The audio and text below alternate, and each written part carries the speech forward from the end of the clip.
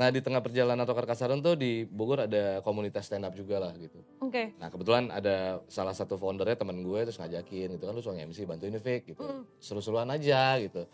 Nah waktu itu di saat gue pertama kali mencoba, ya bukan awal banget ya tapi awal-awal mencoba tuh kesorot sama stand up Metro waktu itu. Gitu akhirnya gue diajak lah ke Metro. Ya udahlah gitu maksudnya cobain aja gitu seru dunia yang baru. Nah pertama kali gue tayang di Metro tuh yang membuat nama Fikri Rasta meletek itu tawaran jadi banyak untuk offer kayak corporate apa segala macam. Dan karena kita anak band yang dimana rezekinya dibagi rata, stand up bagi sendiri nih. Enak nih ya kan? Iya wah harus realistis saya gitu. Gak perlu bawa soundman. Iya benar.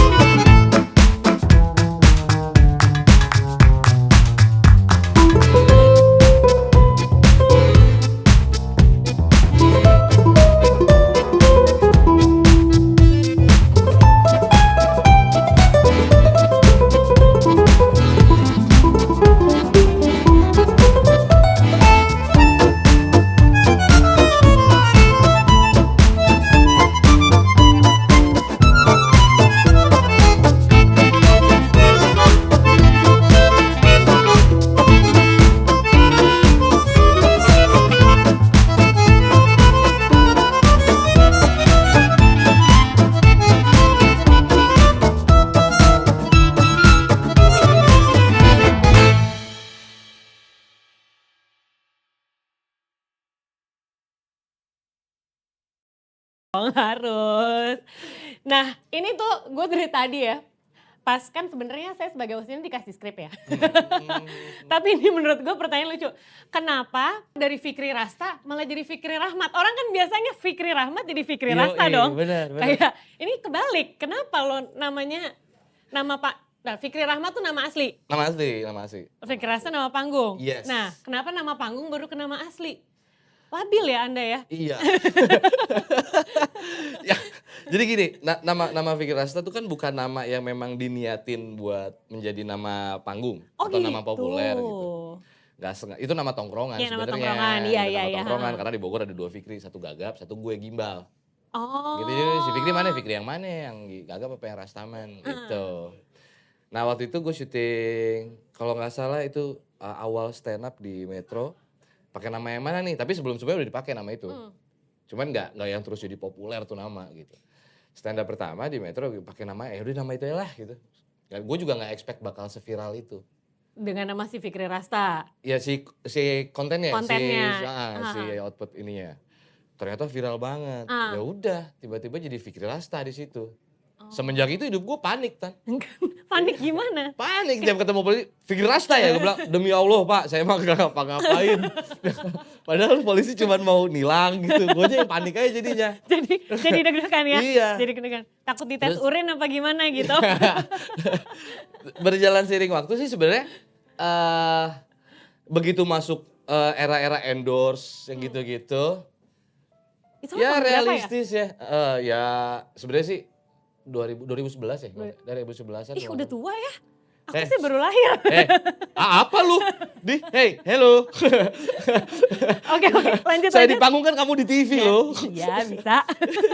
Terus dari situ susah produk masuk kan. Karena image-nya Rasta tuh selalu negatif gitu, selalu yang aneh-aneh. Jadi dari situ, wah repot nih. Terus lahirlah salah satu lagu gue.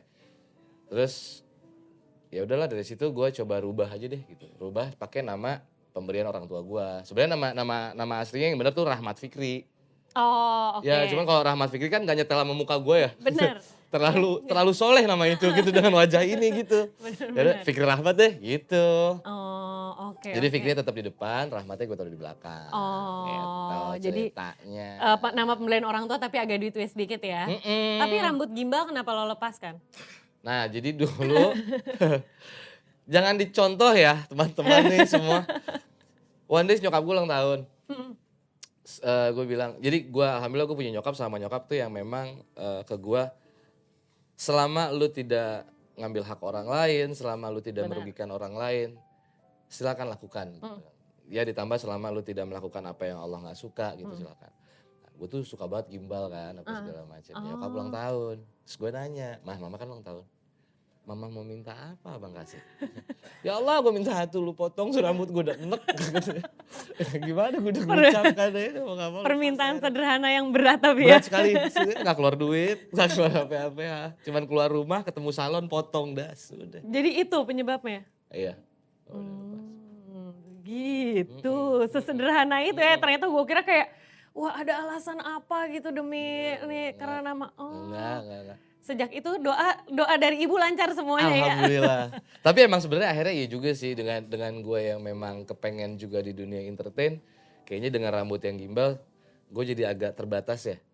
Untuk tapi misalnya kayak begitu? syuting karakternya, jadi wah gue butuh yang rapih nih Fik, rambut lo bisa lepas gimbal gak? Ya gak bisa gitu. Jadi akhirnya gak berhasil dapat peran itu. Tapi berarti lo dulu sempat ada kayak tawaran-tawaran yang datang tanpa si image rambut gimbal itu, tapi lo nggak lepasin pada saat itu. Itu keputusan lo sendiri. Karena kan gue anaknya uye banget. Oh iya, kayak enggak, ini idealis gue gitu ya. Iya. Oke. Proses lah, fase-fase Ya, benar pernah idealis, pernah keras kepala gitu yang, dan akhirnya pernah menyesal. Duh elah. Emang itu kayaknya semua ngelewatin fase itu ya. Fase yang kayak gue idealis banget nih, gak mau pokoknya gue harus dengan image ini. Iya. Terus lo kan sebenarnya udah lama ya di dunia entertainment tuh, dari tahun berapa? Kalau lo ingat? 2005 ya, nggak salah 2004, 2005. Iya berarti kita hampir sama mulainya. Iya makanya, pas lu tadi bilang, lu tua ya, hello kita bareng, halo. 2005, 2004 berarti wah gila udah lama banget. Nah itu, tapi kan lo awal kan orang kenal lo sebagai komika kan? Ya maksudnya lo ini gak, maksud gue lo orang tuh bener-bener meleteknya pecah stand up. telur tuh lo stand up. Nah berarti lo perjalanan sebelum itu tuh? Film, gue sempet di sketsa trans. Oh lo sempet sketsa juga ya? Bareng sama Danish, sama Gilang, sama Titis? Oh gitu. Kita reuni tau Tante. Reuni lah sebenarnya guys. Oh gitu, oke. Oh lo sempet di sketsa. Apakah lo dari komika itu lo sebagai komika ya, lo belajar dari sketsa itu kan sebenarnya nyambung ya? Lo belajar dari situ atau lo emang sebenarnya udah ada? Gue sempet jadi penyiar radio, gue sempet MC, jadi ya menjadi seorang komika untuk seorang host, MC atau penyiar radio itu sebenarnya stepnya dia jauh lebih di depan dibandingin pemula yang lain gitu. Iya, kita udah terbiasa improvisasi, terbiasa nanganin masyarakat yang nyeletuk mulu gitu. Iya. Menanggapi celetukan-celetukan orang di depan gimana cara nanggepinnya. Oh oke. Terus akhirnya berarti lo kan awalnya dari 2005 itu mulai dari apa? Pertama banget? Kalau pertama banget film. Nayato. Oh film Bang Nayato. Film apa tuh? Ada yang tahu nggak? Nggak ada yang tahu pasti. Jarang ada yang tahu Nayato. Kecuali kalau lu pakai, iya angkatan kita. Sama namanya seringnya dia pakainya Koya Pagayo guys. Oh iya Koya Pagayo, bener. Kita tuh sering ada di satu produksi yang sama, cuma gak ketemu Bener, kita baru ketemu sekarang ya. Kok bisa sih? Iya lucu ya. Jadi waktu itu Hantu Jamu Gendong, film sama almarhumah Jupe. Oh itu film pertama? Film pertama. film Oke. pertama. Terus? Jadi cuma diajak jadi cameo, tapi ternyata eksekutif produsernya suka jadi tambahin jadi 5 scene. Heeh. Terus ada satu momen yang gue tanpa sengaja nyolong momen itu. Jadi intinya dari cerita itu garis besarnya adalah hantu jangan diganggu. Kalau lu ganggu akhirnya hidup lu akan jadi sulit gitu. Filmnya horor gitu. Nah, pesan moral jangan ganggu hantunya itu tanpa sengaja keluar dari gue. Dari Karena lo. ada satu scene yang gue gak dikasih skrip. Terserah deh lu improv aja, intinya lu lagi jalan nanti si hantu ini datang. Hantu ini nawarin jamunya ke lu. Nah, lu mau jawab apa terserah tapi lu langsung kabur gitu. Itu improvisasi aja ya? Gue diminta tapi kalau bisa yang lucu ya gitu. Karena gue lumayan dikenal emang nyeletukannya, Speaker suka celetuk-celetuk nih gitu. Nah, gue tuh nyeletuk, pokoknya intinya celetukan gue itu akhirnya menjadi membuat gue menjadi icon di film itu, nggak cuma sekedar cameo. Gila emang still the show dia. Iya, bener. Tapi kayak gitu nggak sih, kayak dunia entertain tuh ada momennya Iya kok ada, nanti di mana betul. lo nggak sengaja melakukan sesuatu yang membuat orang jadi ngeh ke Jadi iya, lo. benar-benar. Ya udah dari situ tinggal lo maintain aja. Berarti setelah itu lo lanjut setelah film itu ke Udah film banyaknya sampai film. abis itu lo Terus sketsa. Nah gimana Dance Lovers? Seru kan obrolan gue sama musisi-musisi Indonesia. Nah sambil dengerin gue ngobrol-ngobrol sama para musisi, jangan lupa untuk cek link di bawah ini buat ngecek ada barang-barang seru apa sih di sini. Jangan lupa diklik ya.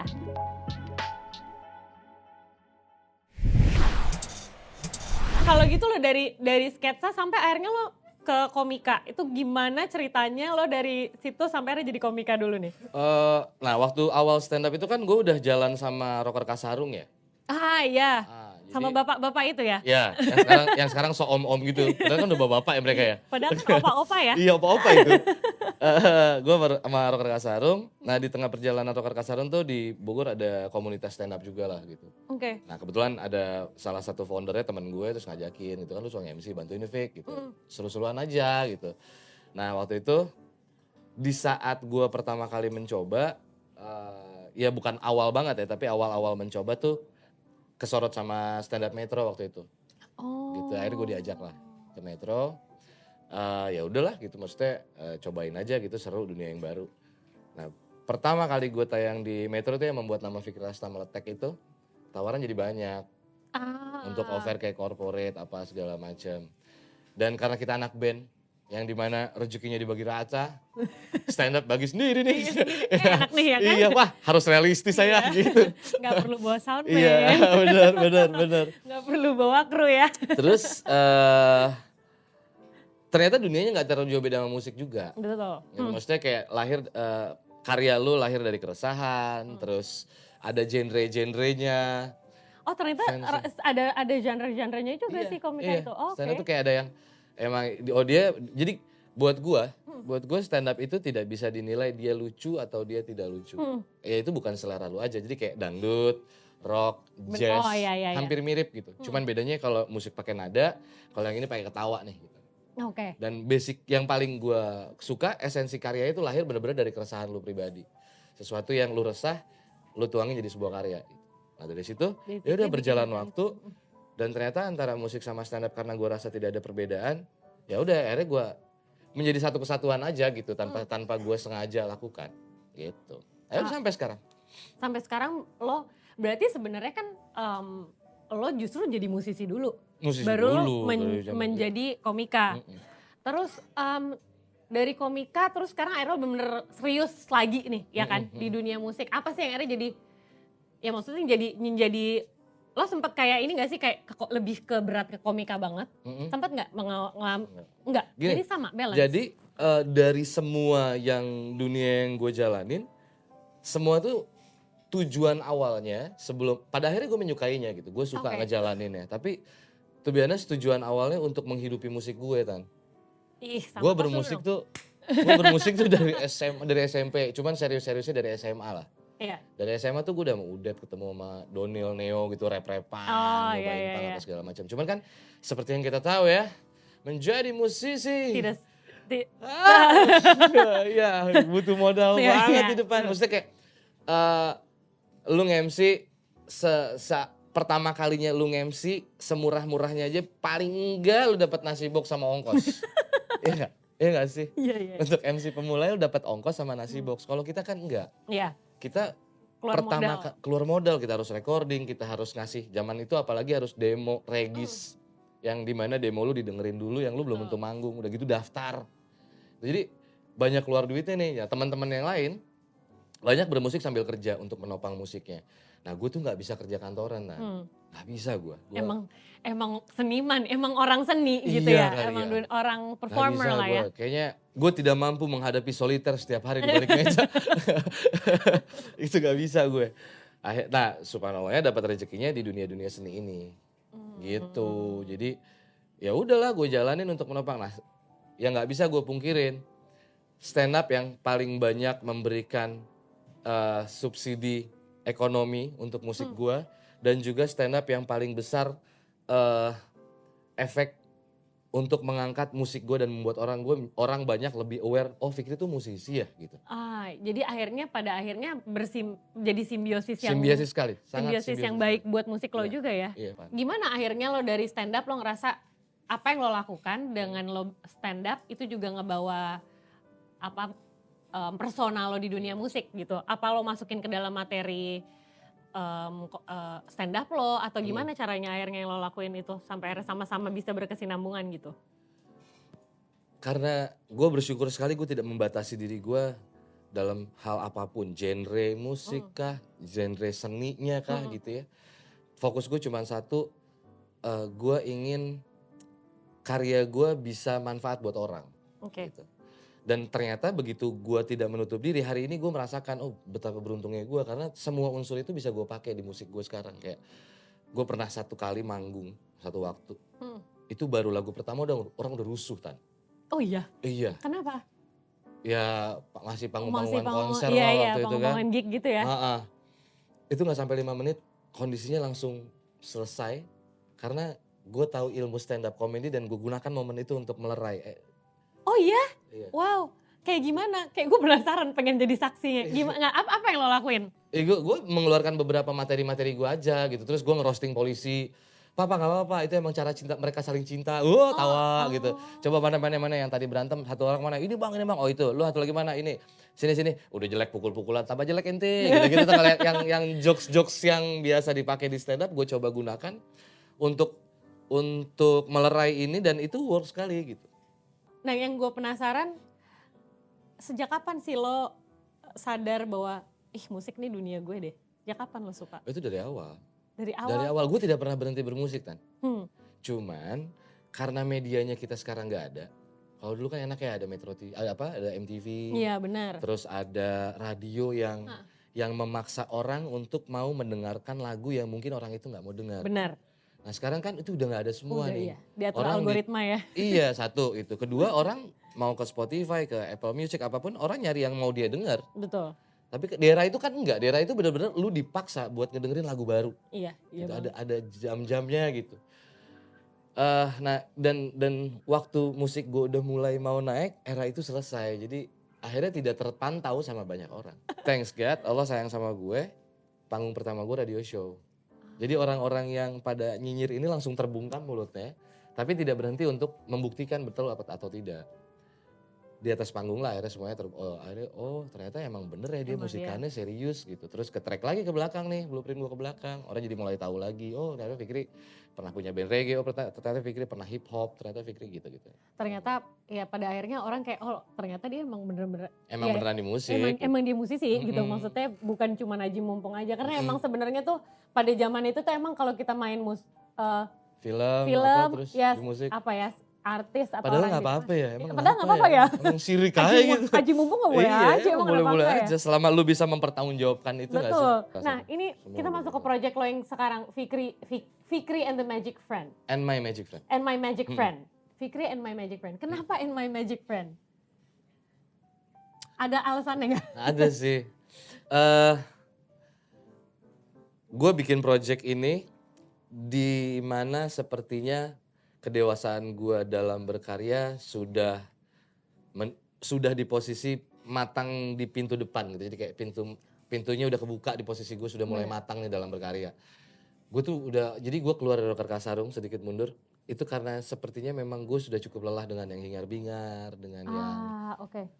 enggak, gue pengen chill aja gitu. Gue pengen yang slow, gue pengen yang santai gitu. Dan gue memutuskan gue pengen berdakwah di karya-karya gue gitu. Oke. Di momen itu waktu mau nentuin nama, gue banyak bertemu dengan sesuatu yang sudah langka di zaman sekarang, kayak kita tidak saling kenal tapi kita bisa langsung dekat dan ngobrol asik gitu. Tidak harus ada curiga satu sama lain gitu. Gue mulai sadar bahwa ternyata fans itu sahabat yang paling dekat ya gitu. Sampai gue tidak mau lagi mengucap fans tapi nggak mau nyebut mereka fans, tapi gue selalu menyebut mereka dulur magic gitu. Saudara-saudara yang ajaib banget, Dulur sahabat magic, ajaib. Iya. oke. Karena Nice. dia support gue, dia support karya gue, dia tahu dengan sadar dampaknya di gue, ekonomi gue naik, popularitas gue naik, privilege gue jadi bertambah. Mereka tahu itu. Benar-benar. Tapi mereka nggak pernah yang royalti dong gara-gara gue nontonin lu mulu nih gitu. Iya. Mereka cukup bahagia dengan karya gue.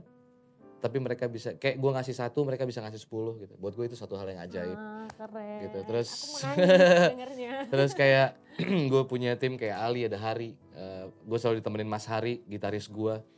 Yang mau nemenin orang seperti gue, yang kita berstrategi, kita berikhtiar, hasil akhir serahin ke Allah ya kita ya gitu. Ditemenin sama orang-orang yang mau berjalan beriringan gitu. Hari ini ketemu lo ternyata gitu. Sama teman-teman disambut dengan hangat. Hal-hal yang menurut gue sekarang udah langka gitu. Hal-hal yang hampir punah kayaknya gak sih?